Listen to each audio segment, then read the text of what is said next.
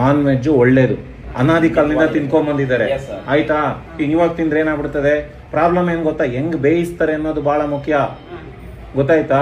ಈಗ ನೋಡಿ, ಈಗ ಸೌತ್ ಕೊರಿಯಾ, ಥೈಲ್ಯಾಂಡು, ಈ ವಿಯೆಟ್ನಾಮು, ಇವರೆಲ್ಲ ದಿನ ನಾನ್ ವೆಜ್ ತಿಂತಾರೆ ಅವರು. ಅದಂಗೆ ಏನು ಆಗಲ್ಲ, ಅವ್ರು ಹಾರ್ಟ್ ಅಟ್ಯಾಕ್ ಆಗಲ್ಲ. ನಾವೆಲ್ಲ ಚೆನ್ನಾಗಿ ಬೆಣ್ಣೆ ಹಾಕ್ಬಿಟ್ಟೆ, ತುಪ್ಪ ಹಾಕ್ಬಿಟ್ಟೆ, ಎಣ್ಣೆಲಿ ಕರೆದ್ಬಿಟ್ಟೆ, ಫ್ರೈ ಮಾಡ್ಬಿಟ್ಟೆ, ಮೂರ್ ಸಲ ತಿಂದ್ಬಿಟ್ಟೆ, ಜಾಸ್ತಿ ತಿಂದ್ಬಿಟ್ಟೆ ಮಾಡಿ ತೊಂದರೆ ಮಾಡ್ಕೊಂತ ಇದ್ದೀವಿ. ಎಷ್ಟು ಬೇಕೋ ಅಷ್ಟು ಬೇಯಿಸಿ ತಿನ್ನೋದ್ರೆ ಬಹಳ ಒಳ್ಳೇದು. ಮನೆಯದು ತಿನ್ಬೇಕು.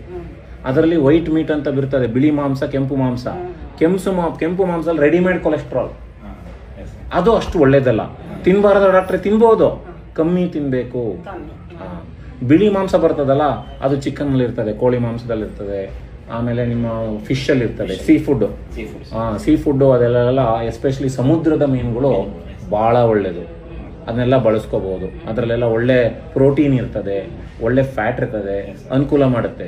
ಮೊಟ್ಟೆ ಫುಲ್ ತಿನ್ಬೇಕು. ಹಳದಿ ಭಾಗನೂ ತಿನ್ಬೇಕು, ಹಳದಿ ಭಾಗನೇ ಜೀವ. ಬಿಳಿದಕ್ಕಿಂತನೂ ಒಳ್ಳೇದು ಹಳದಿ ಭಾಗ.